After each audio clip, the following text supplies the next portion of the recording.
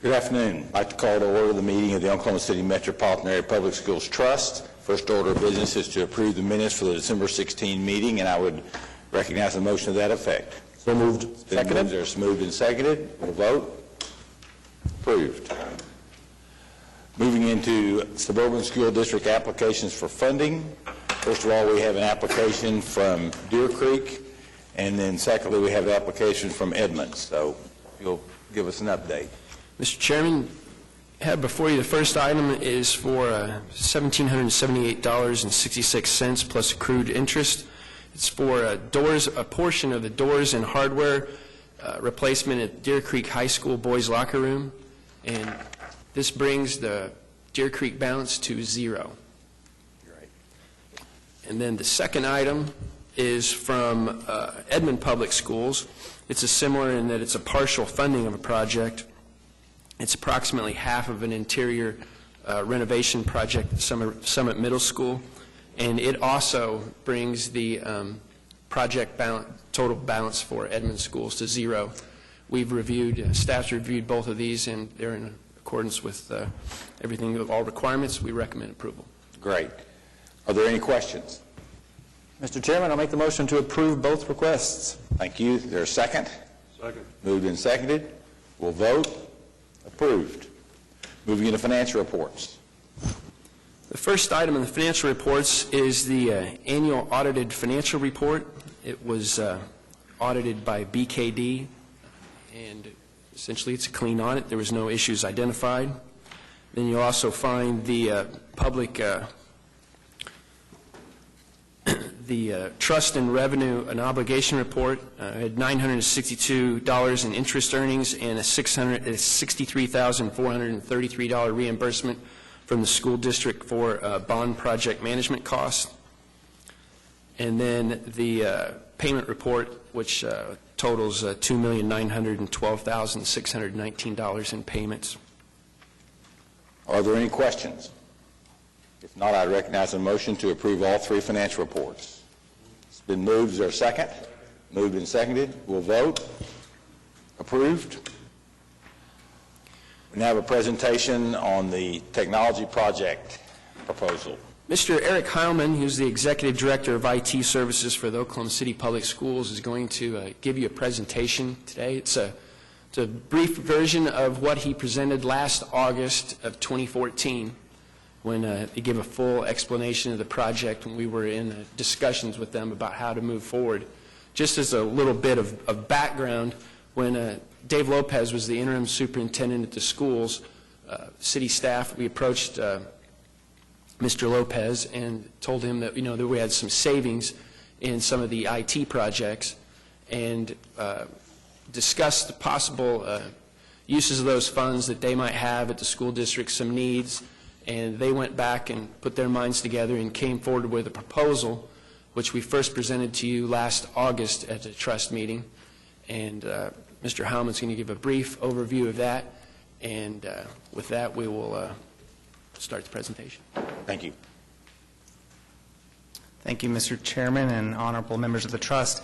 I've been instructed to give you an abridged version of my August 14 presentation. Now we're in 15. We first started this process with our school board, and I presented to them in November of 13. So I've like given birth to a child. It's gone a long, long way, and so we're excited to move forward.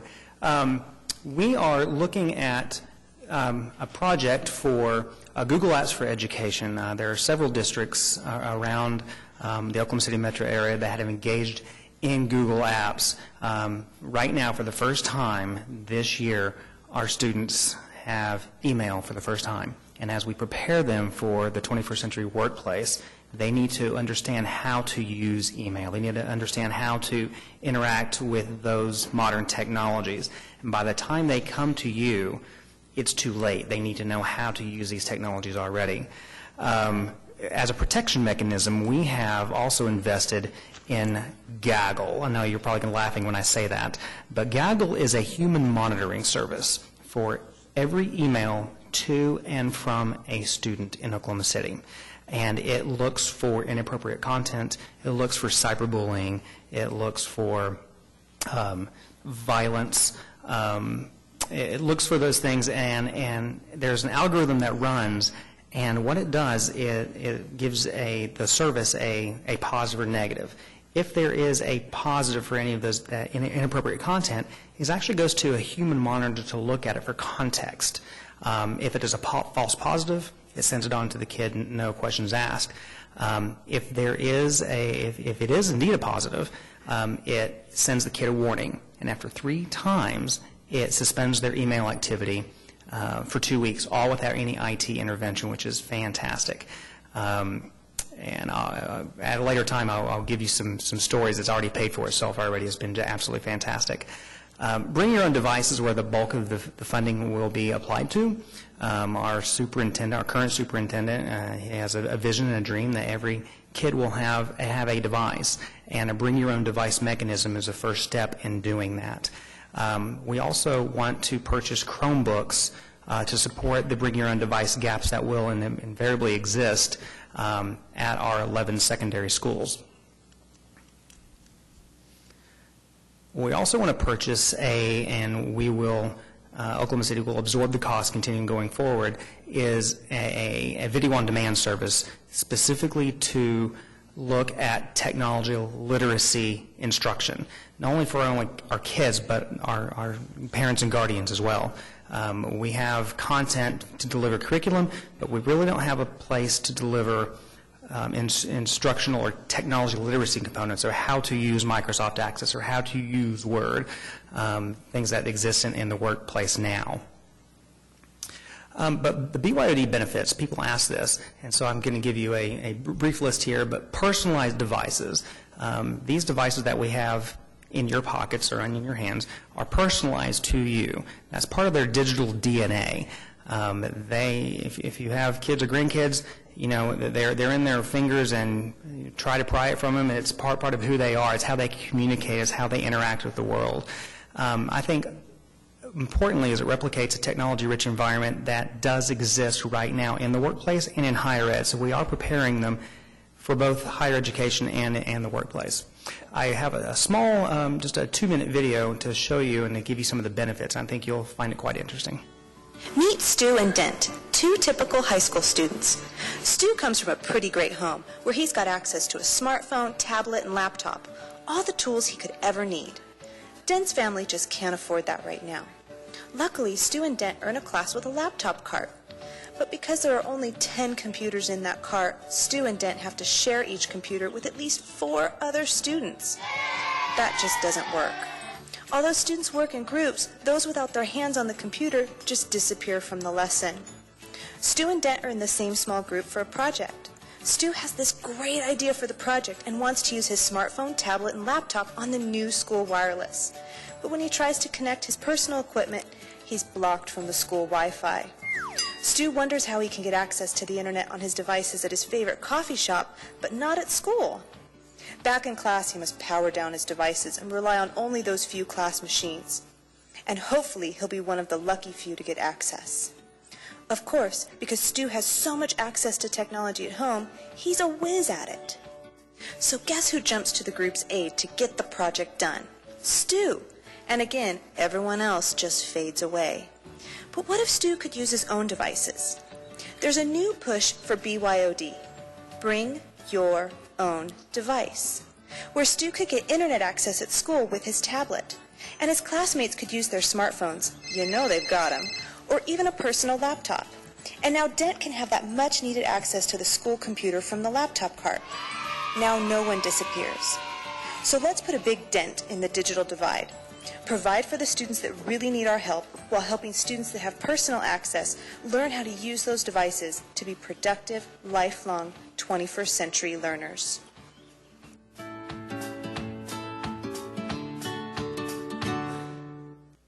So BYOD is about access. If we can provide that access, we provide them instructional opportunity. This map indicates some surrounding districts that already have Bring Your Own Device initiatives.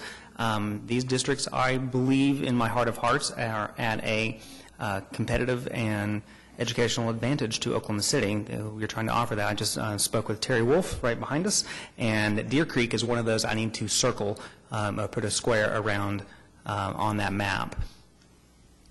So the partnerships, we can't do this by ourselves. We are asking MAPS for the remainder of $2 million in technology funding. As you see, the bulk of it is to purchase bring your own device infrastructure and high-density Wi-Fi. We're also asking the OU K-20 Center, part of our GEAR Up proposal. They are purchasing and have already purchased Chromebooks and cards to support this. And then Oklahoma City, we have already purchased a Google Apps for Education, the monitoring service, and the Chromebooks and cards. We are continuing to go forward. And so here is the total budget for all three partners and organizations, $2.1 million and change. And ultimately, it's about access, and it is about the kids and providing them with a global competitive advantage. I'll entertain any questions. Are there any questions? Thank you. Thank you, sir. Next item is to approve the amended program implementation plan, October 2014. This is the item that would actually implement the... Excuse me, it's actually been corrected to January 2015. I apologize. Okay, now you got it. Before you is the item that would authorize the MAP staff to go forward with the proposal that you just saw. This would work just like any of the other IT projects that we had. We would work with the Oklahoma City Public Schools to develop requests for proposals for the various components. Our IT staff that we have will work on that from the MAP side. We would do all of the purchases and then deliver those and make sure that they're installed at the, and they're at the high schools, correct? At all the high schools. This program would provide bring your own device at all of the high schools. And if you have any other questions, I'd be glad to answer. Are there any questions about the use of these funds? Mr. Chairman, just to clarify, the amendment or the change to the implementation plan is this $2 million addition. The rest of it remains the same. Is that correct?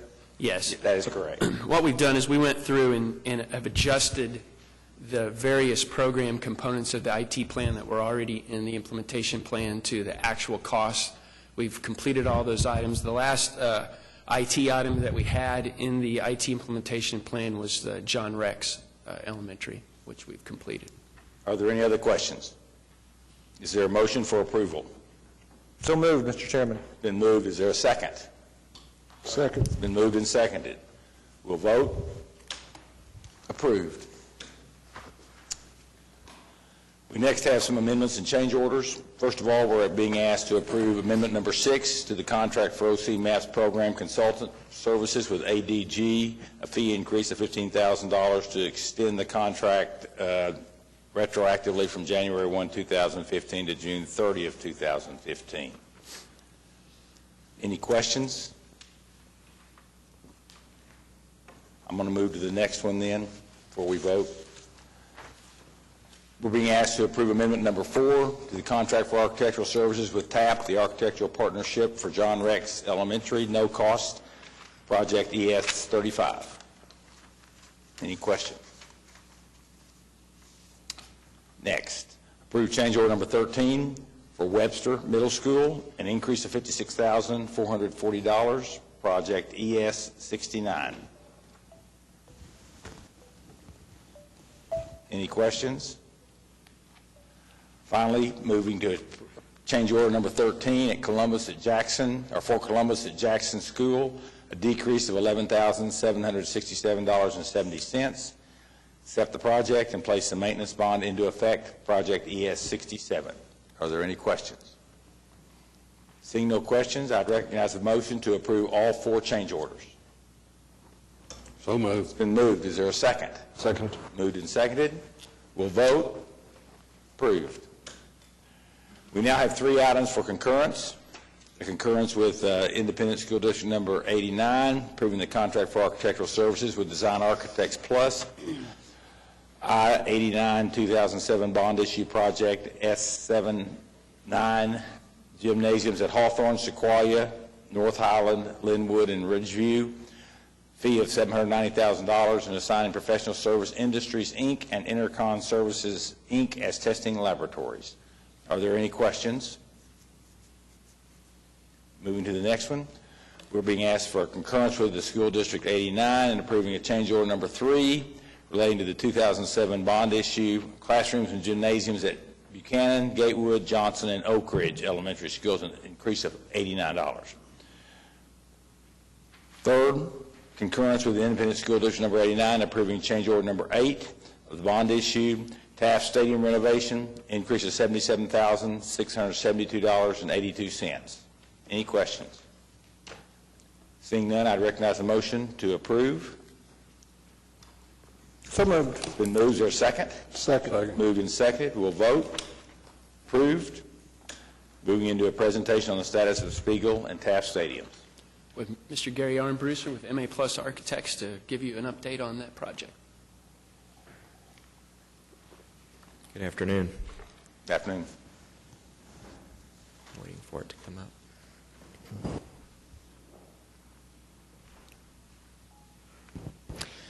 Again, my name is Gary Armbruster with MA Plus Architecture in Oklahoma City. I'm going to give you an update on both projects, looking at the schedule and renovations on both Spiegel and Taft. We will start with Spiegel Stadium, and please feel free to ask any questions at any time during the presentation. The schedule on Spiegel started with design back in June of 2011. Construction began July 2013, and construction will be complete this month. There is an additional bid going out right now for visitor stands. There was an issue with the existing stands. They were rusting, and so it was decided by the structural engineer that they needed to be removed and new stands replacing them. Those bids come in tomorrow with the goal of it being complete by this summer in time for football season next August and September. In designing both projects, we looked at a lot of historic photos, looking through some of the yearbooks, newspaper articles, anything that we could find to see what the original Spiegel Stadium looked like, the Taft or the Spiegel wall or the WPA wall. And then, as you can see in this, some of the before photos of this is what it looked like when we came on board back in 2011. The WPA wall was falling apart, ceilings were falling down, leaky roofs, rusty bleachers, etc. So there was a lot of work that needed to be done to upgrade the facility. I want to go through a series of before and after photos to just really hit it home of what it looks like. So this is the back of the stadium before, looking at the press box stands. And this is a similar view after, showing the new press box, new elevator shaft, the area underneath are the new concessions and restrooms building, and then the new stadium bleachers.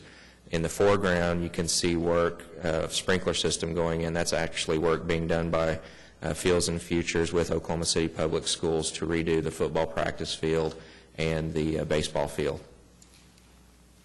This is a before photo of the Spiegel press box and bleachers, and the same view after. Looking at the new press box, you can see the new lights, the new speaker system, really a state-of-the-art press box. A view from the field of the old press box, and then a view after.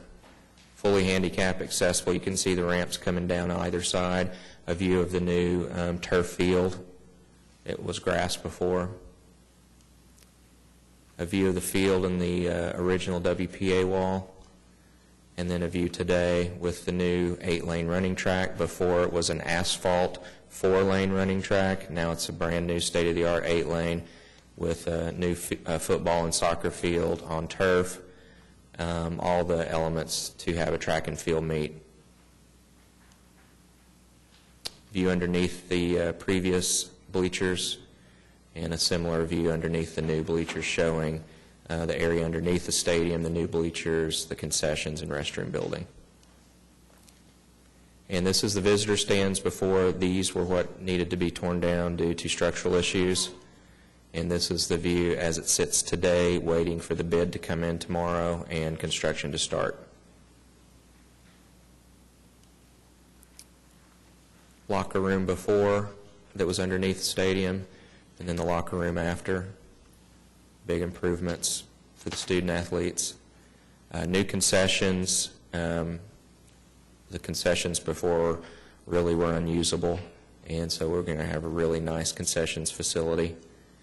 Lots of restrooms. As you know, with code upgrades, restrooms are key, so we have plenty of restrooms for the patrons. And then just an overall view of Spiegel Stadium as it sits today. Any questions on Spiegel before we move to Taft? The after photos that we're looking at are actually photographs and not renderings? Excuse me? Or what you're showing here is after photographs, are they photographs or renderings? These are photographs. When we get into Taft, we will have some renderings, but these are actual photographs.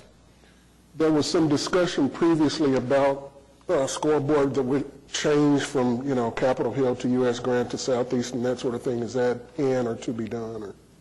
Or? Scoreboard? There are no... Everything that was designed for the stadium was generic in nature, so nothing is specific to any school, including the colors. That was, when you looked at the locker room photo, there was lots of whites, blacks, and grays. That was purposeful, so there were no blues or greens or reds that was specific to any school. That was what we were told from the very beginning, and that's what we stuck with. Gray and red would be fine. I'm very pleased. It's very, very nice. It would seem that during the game, there should be something that identifies each of those three schools as the home team, and yeah. I would think that can be added. Yeah, there's some things that we had thought of early on, like having some banners added in the locker rooms, having some places to put flags up along the top of the stadium like they do at some of the college games that would denote your school colors. And that may be what I recall. I just, Yeah. Mr. Mashburn, you want to counter that red and gray? I'm sorry? Would you like to counter the red and gray comment?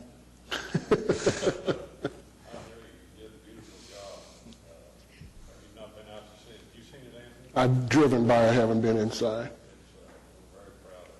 That's great. Thank you. We'll take the high road on this side of the table from the grant. The Southeast and the Capitol Hill continue. We aren't going to get into a voting situation about the colors. Okay, ready to go to Taft? Let's go to Taft before they get Let's go to Taft. too far out of control. Okay. The Taft Stadium schedule was very similar. We began design in June 2011. Construction began in July 2013. As you know, the Oklahoma City Energy started talks with Oklahoma City Public Schools at one point during construction, so that slowed things down a little bit, but really for the better. So we're a few months behind Spiegel, and it will open in March 2015 for soccer for Oklahoma City Public Schools and the Oklahoma City Energy. Again, looking at historic photos, as many of you know, we had stock car races and an amphitheater set up in there.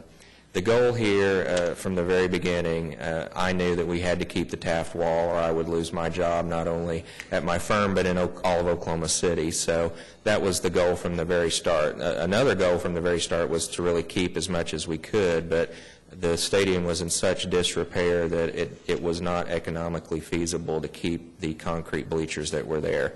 So everything from the Taft Wall inside the stadium were torn down, maintaining the Taft Wall and all the WPA wall that was there. Some of these photos show some of the issues we were getting into with the bottom photo showing open bleachers, the top left photo showing the Taft Wall and disrepair, the press box with multiple additions to it. Not sure any code was met, but it needed to come down. There were a lot of issues. What you'll see here is a before, a during, and an after. Spiegel was much further along, so the after photo that you will see is a rendering. So just to keep that in mind. So this is the before photo of the Taft Wall. This is during construction about a week ago. You can see some of the new lights coming up. You can see up in the upper right-hand corner the words OKC. There will be banners there for the Energy or Oklahoma City Public Schools to put banners on there. And this is a rendering of the parking lot, new streetscape, and trees that will be there after we're finished. A view of the home stands looking west before. This is during construction. You can see the press boxes coming up. The bleachers are finished primarily. On either side, the right and the left-hand side, you can see two buildings. One is a locker room facility with offices, the other, and restrooms. The other are concessions and restrooms. And there's 4 total new buildings on the site. And then this is the rendering after, showing a OKC Energy soccer game going on. And this is a view looking toward the Taft Wall before. You can see how the bleachers went all the way to the top of the Taft Wall. And this is a view after. I will admit it was a little scary when we first started, knowing that we had to tear the bleachers down that supported the wall, knowing that we had to keep the Taft Wall intact. So there were, we had some good structural engineers on this, so everything went without a hitch. So this is the view during, and this is a view of a future Energy game, looking at the Taft Wall and the stands. View looking west at the original bleachers, and if you recall, on that south end there were some bleachers on the hillside. There was not enough budget to fix those. They were way beyond repair, and there was not enough budget money to repair those. But there is, we did design it in a way that families could sit there on the hill like they do at some baseball games, bring a blanket, and obviously there's room for future stands if those are needed. So this is the before photo. During construction, you can see the concessions and restroom building going up with the 8-lane running track in the foreground, and an aerial view of the stadium. If you look on the left-hand side, you can see the words OKC, or the letters OKC, in the stands. This has, again, a new 8-lane running track, new bleachers, seating for about 7,000, and 2 locker room buildings and 2 concession restroom buildings. When were these 2 stadiums originally built? Let me show you this video real quick. 30 seconds.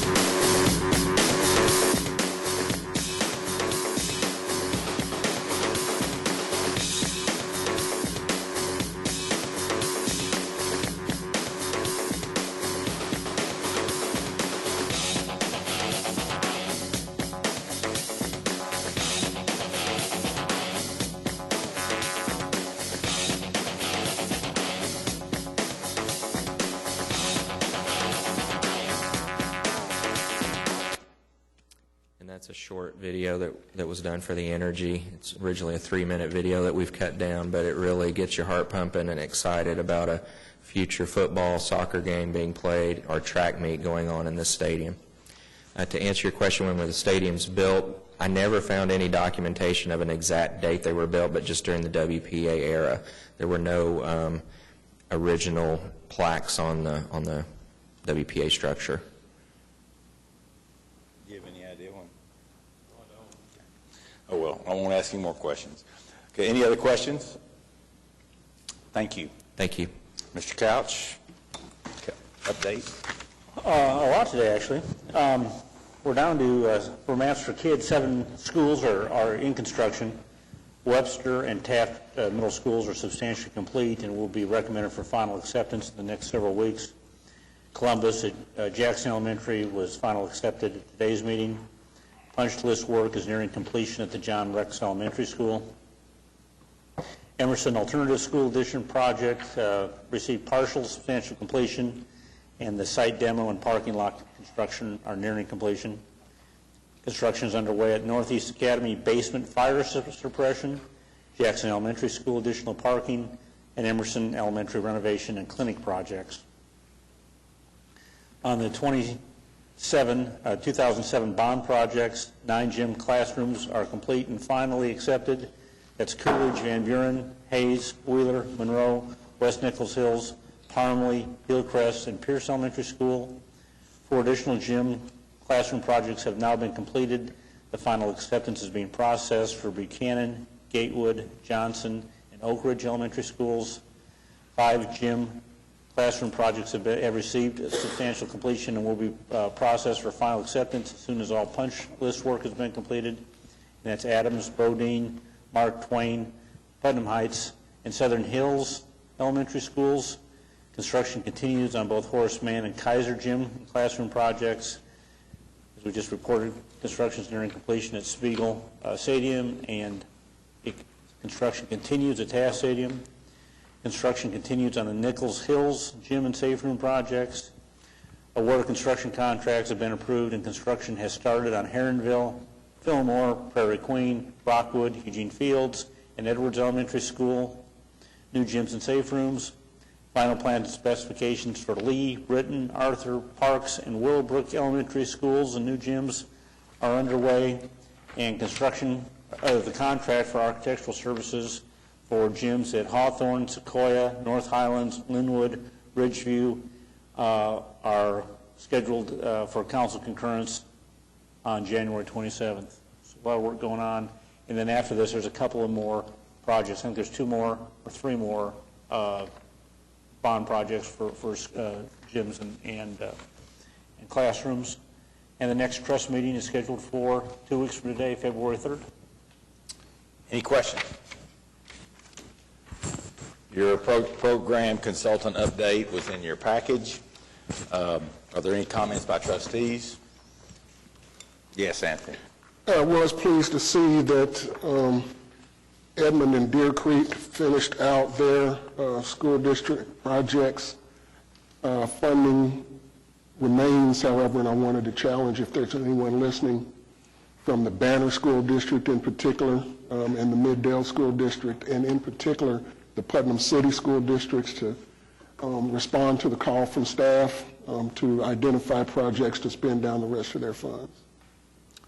Thank you. Oh, go ahead. The staff has been working with them, and I think we're going to see those funds being spent down here in the next several months. Any other comments? Thank you for being here. We're adjourned.